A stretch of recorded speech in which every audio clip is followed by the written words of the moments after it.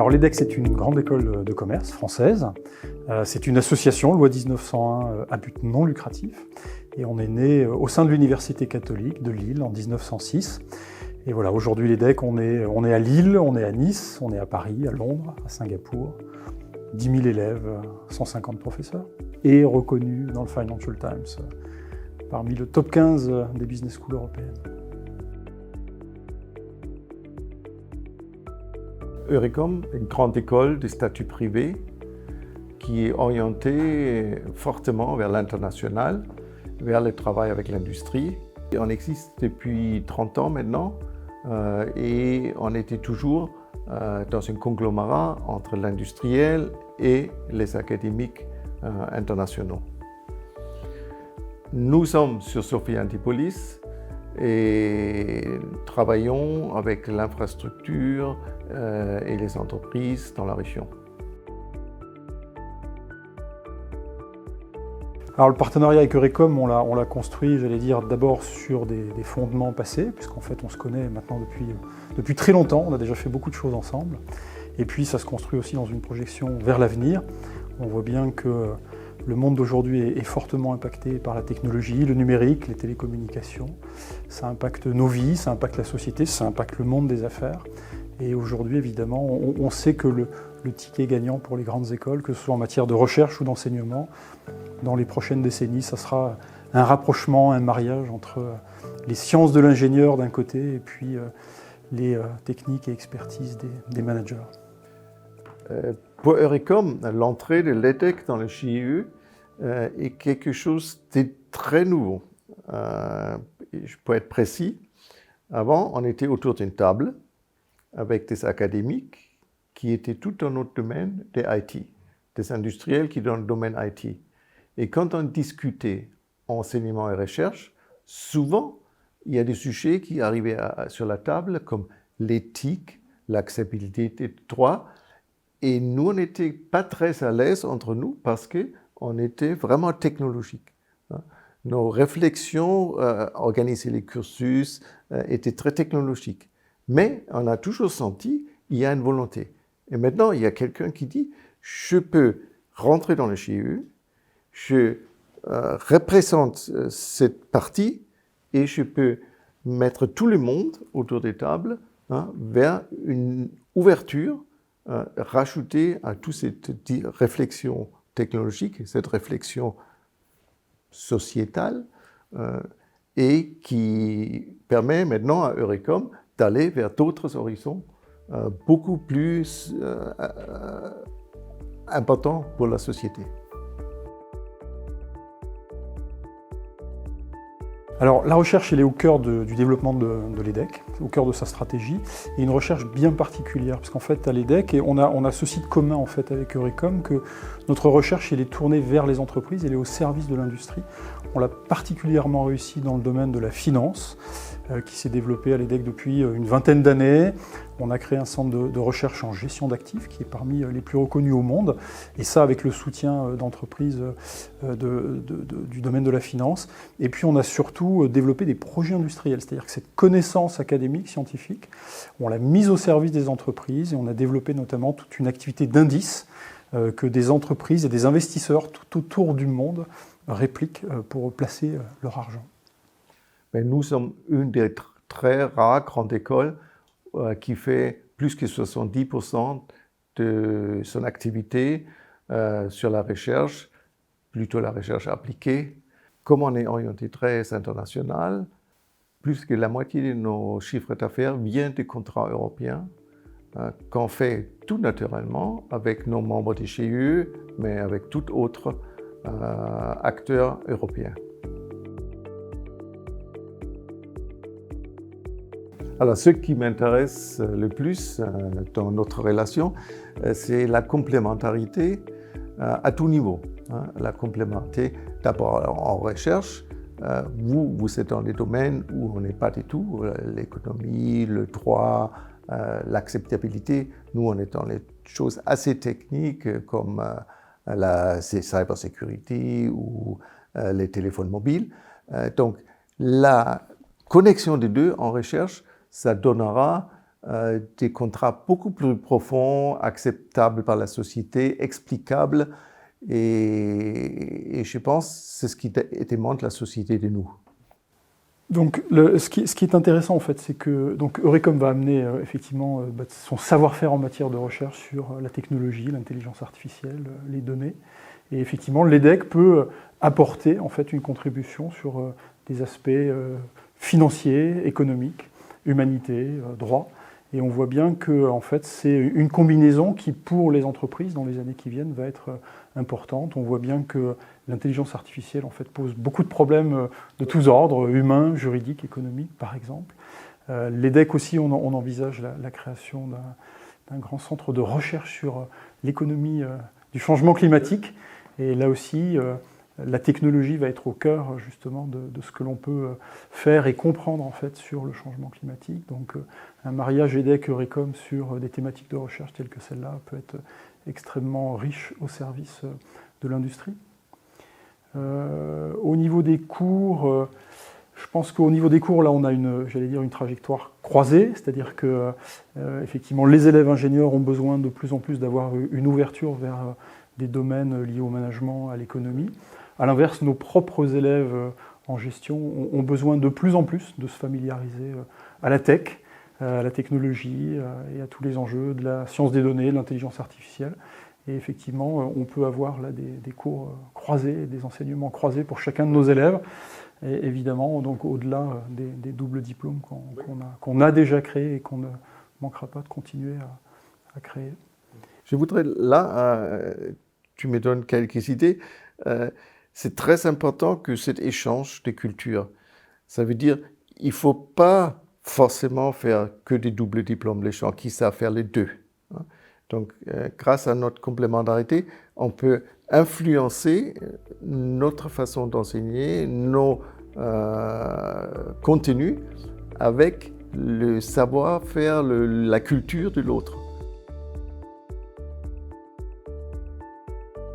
Quand l'EDEC est venu nous voir, et dans la personne de toi, il m'a dit, nous, on s'intéresse à votre recherche.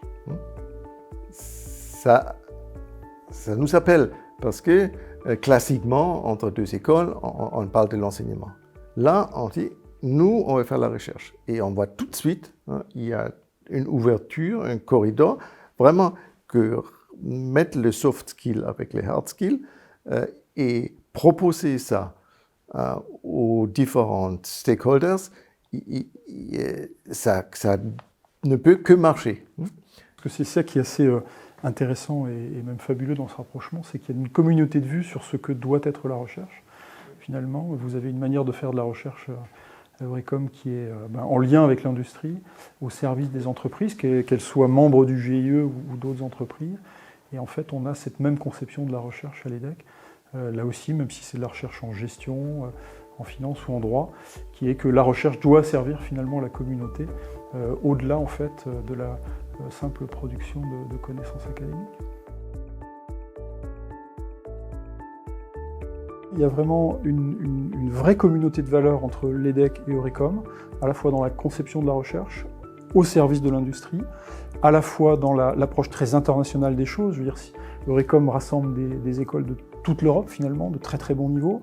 L'EDEC a son principal centre de recherche en finance basé à Singapour aujourd'hui, supporté d'ailleurs par le gouvernement de Singapour. Donc il y a cette idée aussi que finalement il y a une approche très, très internationale des choses. Donc l'EDEC effectivement franchit ce pas de rentrer dans le GIE, parce que là on a vraiment, c'est la conviction et c'est la vision qu'on porte, c'est que à 10 ans, peut-être que la frontière entre ce qui est aujourd'hui école d'ingénieur et école de commerce sera peut-être largement estompée, tant du point de vue des enseignements que du point de vue de la recherche. Alors effectivement, dans les thèmes que l'EDEC et Eurecom pourront certainement investiguer ensemble, il y a certainement le changement climatique, qui est aujourd'hui un sujet majeur. Du côté de l'EDEC, on est sur le point de créer un grand centre mondial de recherche sur la finance climatique, donc de voir en quoi le changement climatique va impacter la manière de valoriser les actifs, et inversement de voir eh bien, comment des décisions économiques pourront avoir un impact positif sur le changement climatique. Évidemment, ça c'est le côté économie, finance. Du côté ingénieur, technologie, il y a à bien comprendre l'impact des technologies sur le changement climatique. Par exemple, le bilan carbone de l'Internet, des technologies de communication. On sait que Eurecom travaille notamment là-dessus. Donc on a à grouper nos efforts pour bien comprendre effectivement comment, à terme, l'homme peut être capable en fait, de comprendre l'impact et des décisions économiques et des grandes décisions technologiques sur le changement climatique. La réflexion écologique est, je dirais, systémique. Ça veut dire qu'on ne peut pas donner un cours sur l'économie de l'énergie.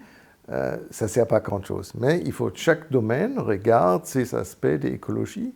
Un exemple, la communication mobile. Si on éteint les antennes, ça consomme moins. Donc, il faut avoir des systèmes qui permettent d'éteindre les antennes.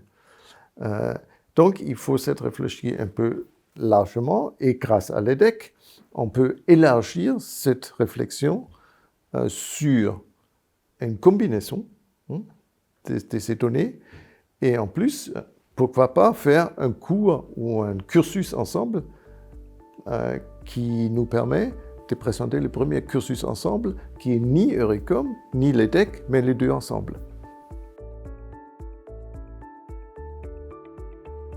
Donc je pense que ça c'est vraiment un axe qui est déterminant et dès le départ de nos discussions, qu'on avait d'ailleurs déjà évoqué dans nos premières collaborations il y a 15 ans, la notion d'incubateur, de création d'entreprise. Donc on est effectivement aujourd'hui dans un monde en pleine transformation.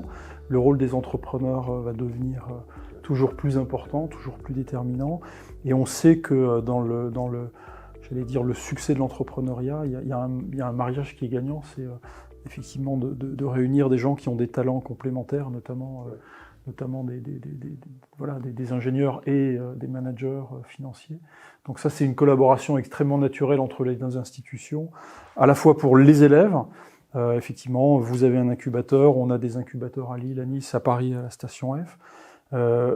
Bien sûr pour les élèves, mais aussi pour les professeurs, finalement, puisque on a aussi ça de particulier en commun entre l'EDEC et Eurecom, qu'on cherche à faire des développements industriels sur la base de nos découvertes scientifiques. Et donc, on a des professeurs qui sont aussi des entrepreneurs, qui eux-mêmes créent des entreprises. Et donc, il y a tous ces développements naturels qui vont pouvoir se mettre en place entre les deux institutions.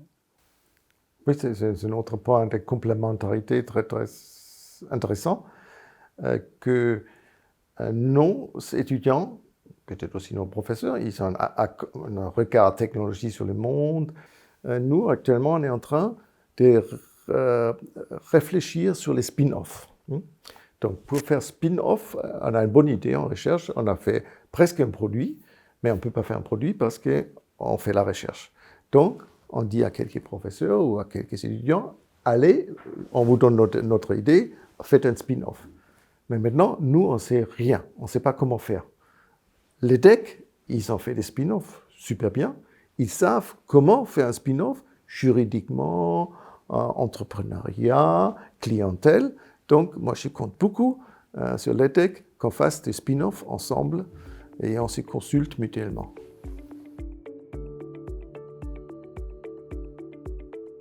Le fait d'avoir un ancrage territorial fort, en fait, ici, dans les Alpes-Maritimes, notamment à Sofia pour vous, à Nice pour nous, et en même temps, une empreinte globale, mondiale, en fait, une ouverture mondiale de nos opérations.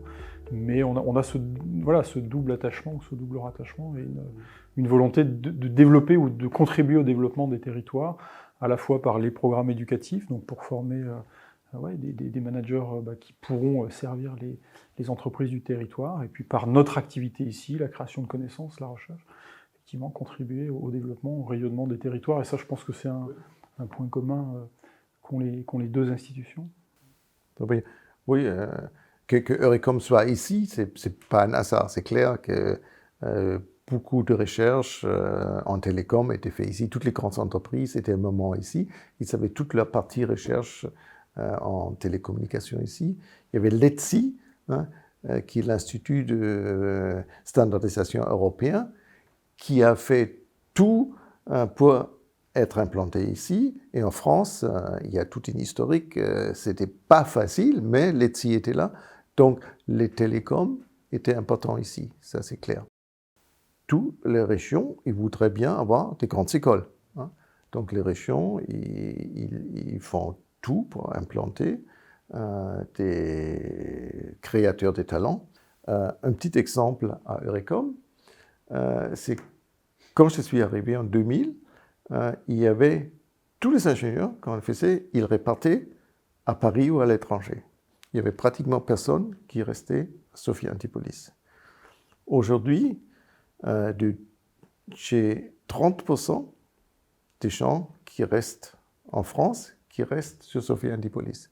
Donc on voit que ça a un impact sur la région. Et je voudrais même dire, ça a cet impact qu'il y a plus d'entreprises qui vont s'installer ici parce qu'il y a des talents.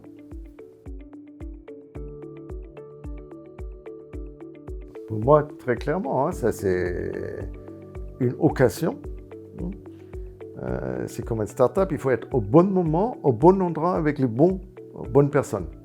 Donc c'est exactement là. Et pour Eurecom et pour l'EDEC, c'est une aventure qui peut engendrer beaucoup de bonnes choses, si on se prend bien. Et sans ça, on serait resté classique et on aurait raté cette occasion. Donc il faut saisir l'occasion maintenant, et c'est ce qu'on a fait. On a persuadé nos 2 conseils d'administration, et je peux parler pour celui de Eurecom.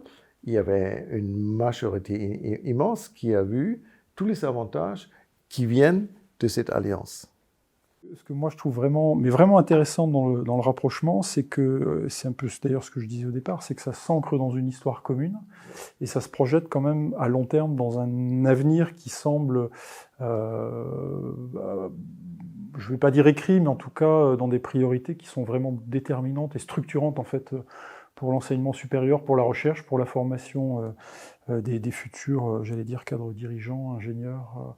Voilà, donc je pense que cette convergence en fait d'une école de commerce et d'une école d'ingénieurs, ce qui est plaisant, c'est que rassembler 2 écoles, c'est quelque chose qui est extrêmement compliqué, ou rapprocher 2 écoles en tout cas, c'est que souvent les cultures sont différentes, les histoires sont différentes, les gouvernances sont différentes. Là, on a un socle commun de valeurs, de gouvernance, de proximité territoriale, d'historique ensemble, qui fait qu'on peut se tourner vers encore une fois un avenir que je trouve vraiment à la fois excitant, intéressant à explorer et qui devrait créer vraiment beaucoup de valeur ajoutée ensemble dans les 20, 30, 40, 50 prochaines années. Oui, en dehors, tu étais très pour Eurecom. C'est très marrant. En été, on a fondé Eurecom pour des principes différents de l'université. On va faire une université, grande école de nouveau style, internationale. On va mettre dans les boards les industriels. Donc, c'est le premier pas. Et maintenant, on fait un deuxième pas, on a un diplôme. On va quitter ça, on va ouvrir vers l'enseignement plus classique. Et maintenant, je pense qu'il y a un troisième pas, parce qu'il faut être toujours un pas en avance. C'est pas en avance quand c'est lie avec une école de management. Donc, ce pas-là est encore totalement nouveauté, et je suis persuadé d'autres acteurs vont faire la même chose. Et quand les autres les font, il faut que nous, on trouve un 4e pas, et je ne sais pas encore qu'est-ce que c'est.